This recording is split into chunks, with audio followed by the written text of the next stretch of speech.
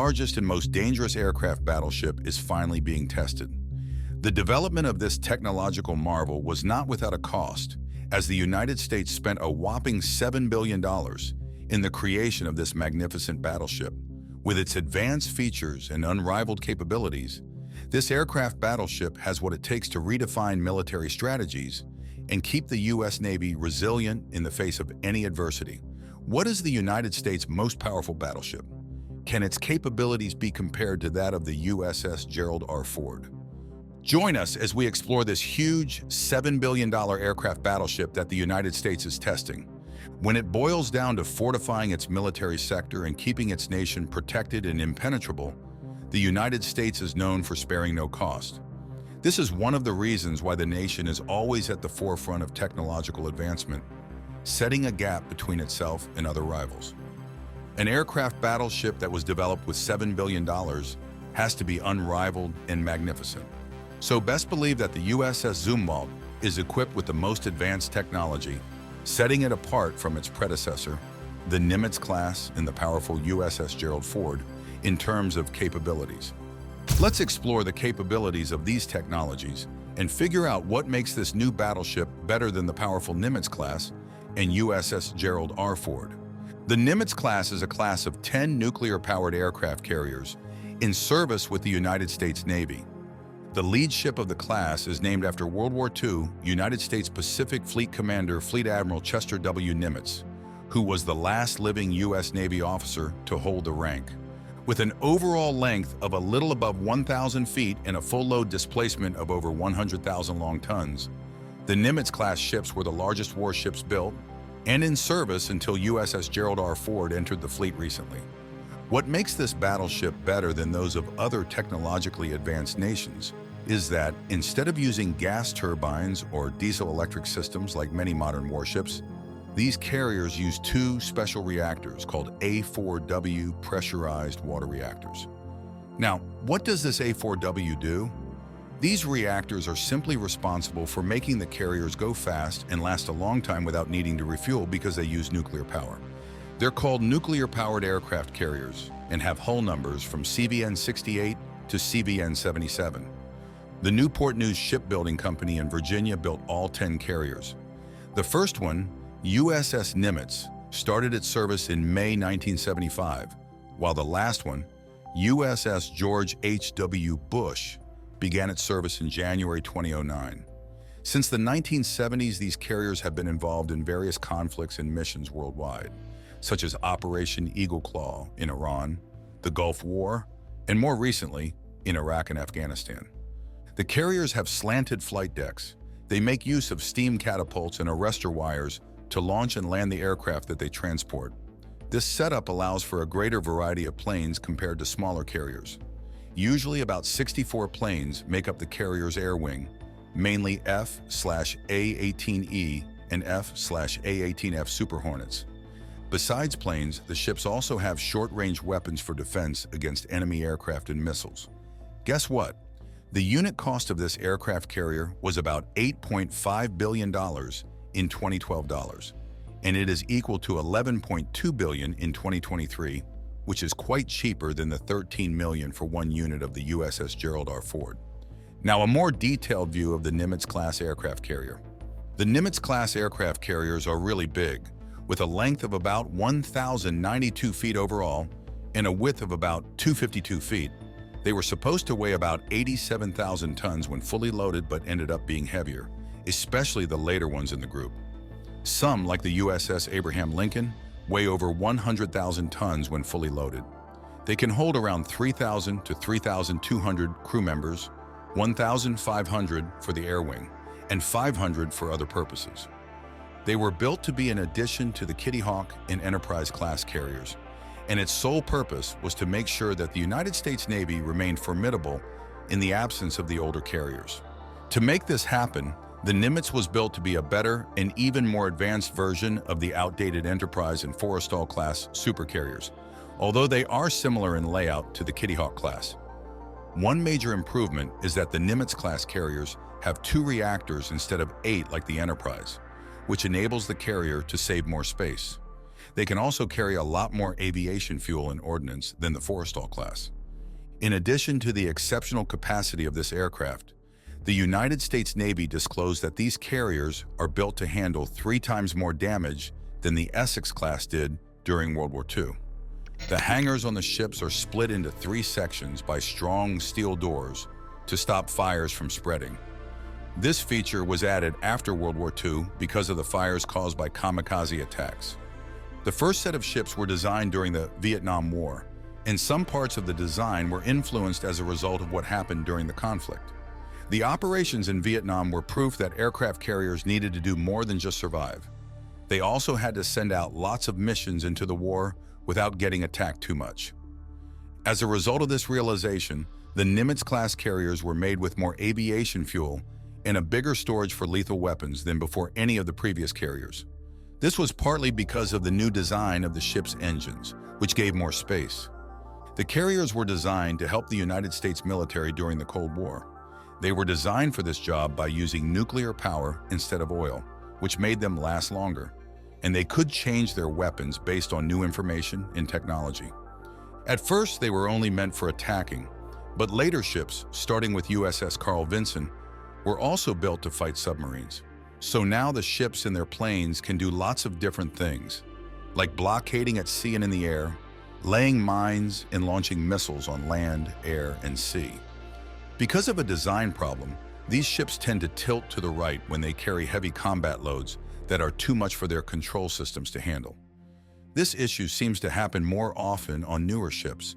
In the past, they fixed it by using empty spaces in the ship for extra weight, but now they're thinking about using solid weight that won't make the ship less safe. All these problems experienced with these aircraft carriers were solved when the USS Gerald R Ford replaced the Nimitz class. The United States Navy Gerald R Ford class aircraft carriers have replaced the current ones. They plan to have 10 of these new ships, starting with the lead ship named Gerald R Ford, or CVN-78, which is replacing the Enterprise, and also the Nimitz class carriers. These new carriers have a similar shape to the Nimitz class, but have newer technologies like the electromagnetic aircraft launch system and other features to make them more efficient and cheaper to operate with smaller crews. They're named after former U.S. President Gerald R. Ford. The first ship, CVN-78, was ordered in 2008 and started service in July 2017. The second ship, John F. Kennedy, is set to start service in 2025. Gerald R. Ford class carriers are equipped with several advanced features. These include advanced arresting gear for plane landings, automation to reduce crew size, updated RIM-168 Evolved Sea Sparrow missiles for defense, dual-band radar combining 2 radars for close and far detection, an electromagnetic aircraft launch system replacing traditional steam catapults, a new A-1B nuclear reactor design for increased power, stealth features for reduced radar detection, and the capability to carry up to 90 aircraft, including various jets and helicopters. The biggest noticeable change from older supercarriers is that the control tower is placed farther back on the ship. The Gerald R. Ford class carriers will be cheaper to run over their lifespan, partly because they need fewer crew members. These ships are designed to handle 160 flights every day for more than 30 days, with the ability to handle up to 270 flights a day when needed. However, Michael Gilmore, who oversees operational testing, thinks the predictions about these numbers are too optimistic. He believes that achieving the same number of flights as the Nimitz class, which is around 120 to 240 flights a day, would be more realistic. The new Bechtel A-1B reactor for the Gerald R. Ford class is smaller and easier to handle. It needs fewer people to operate, but it's much stronger than the Nimitz class A-4W reactor. Each Gerald R. Ford class carrier will have 2 of these reactors, giving them at least 25% more power than the Nimitz class carriers, which have 2 A-4W reactors producing 55 megawatts of power. The amount of power used for making electricity will be 3 times more than before. The Nimitz class carriers were built in the 1960s, and back then, the ship's systems didn't need as much electricity as they do now.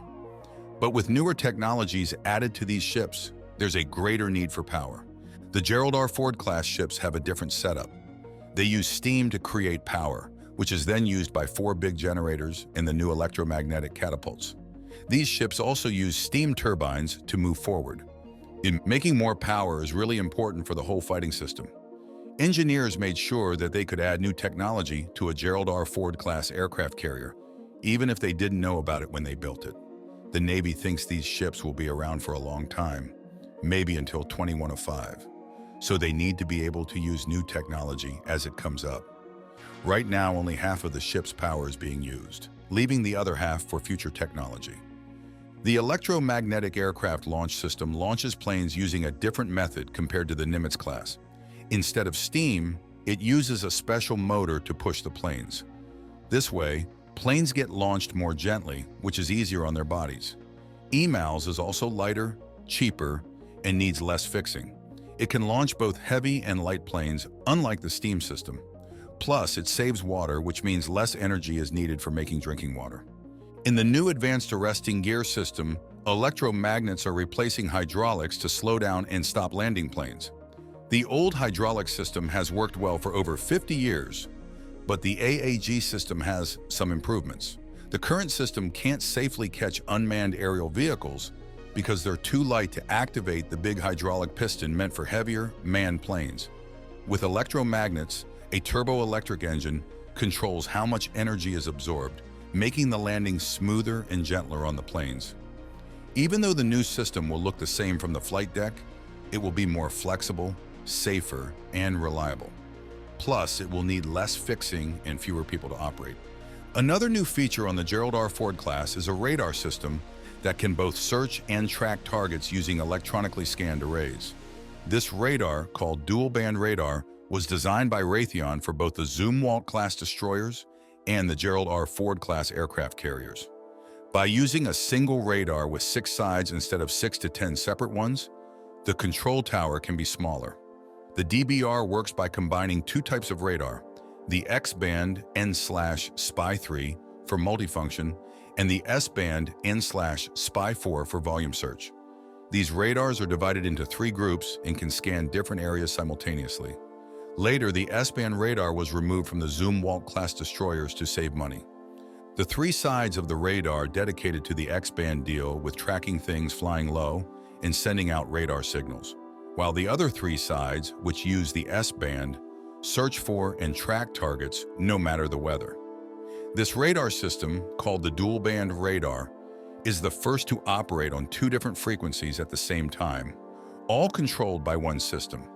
Because it doesn't have any moving parts, it needs less fixing and fewer people to run it. The X-band radar has 3 active parts and some equipment above the deck and below the deck. The S-band radar is set up similarly, with extra equipment for each side.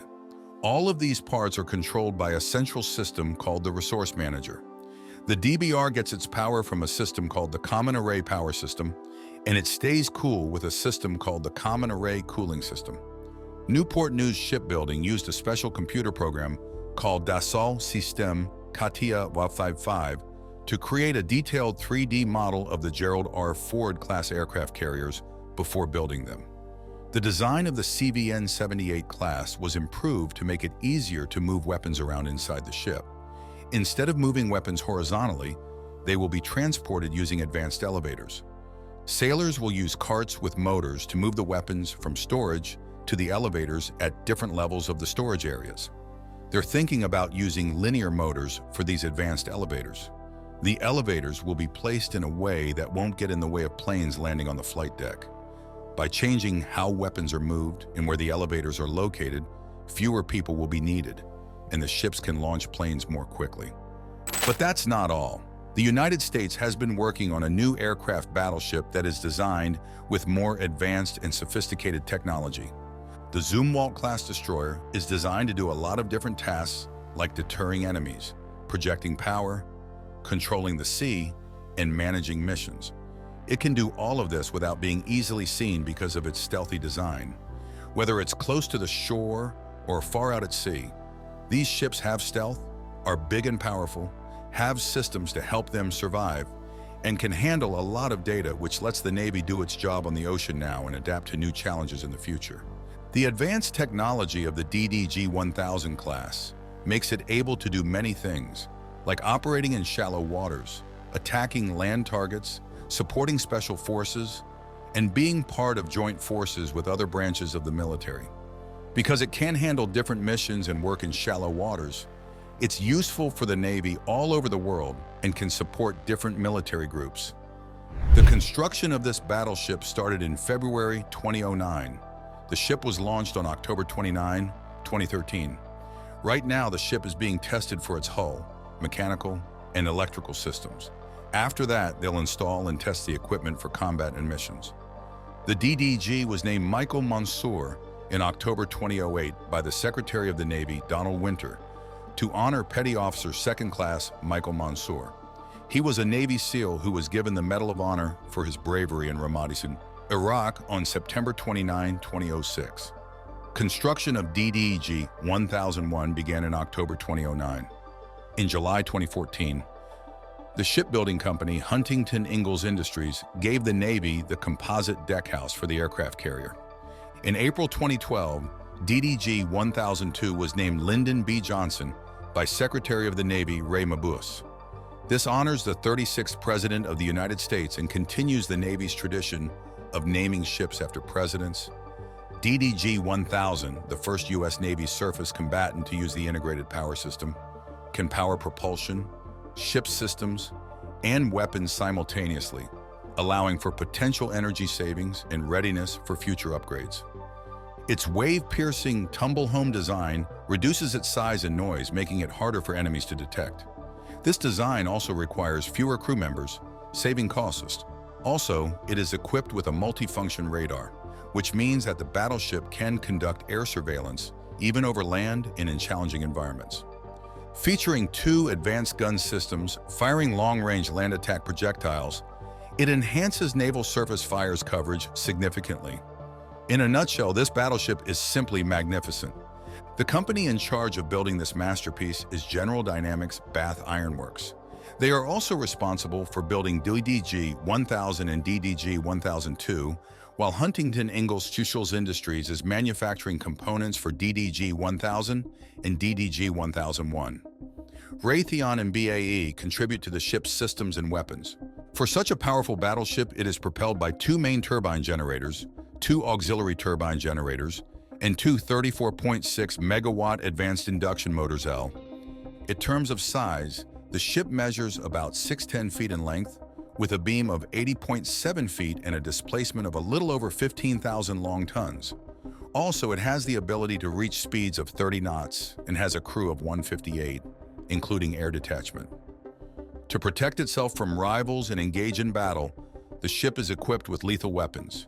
Its armament includes 80 advanced vertical launch cells for Tomahawk, ESSM, and Standard Missile, 2 advanced gun system 155mm guns with long-range land attack projectiles 155mm rounds, and 2 Mk-46 close-in guns. With these armaments, the Zumwalt class is definitely a force to reckon with. The Navy, along with its partners, ensured the ship's design readiness for construction, achieving an 85% completion rate before fabrication, the most mature design among lead surface combatants in history. Thanks for watching. While you are still here, click on the link on your screen to check out another of our videos. See you there.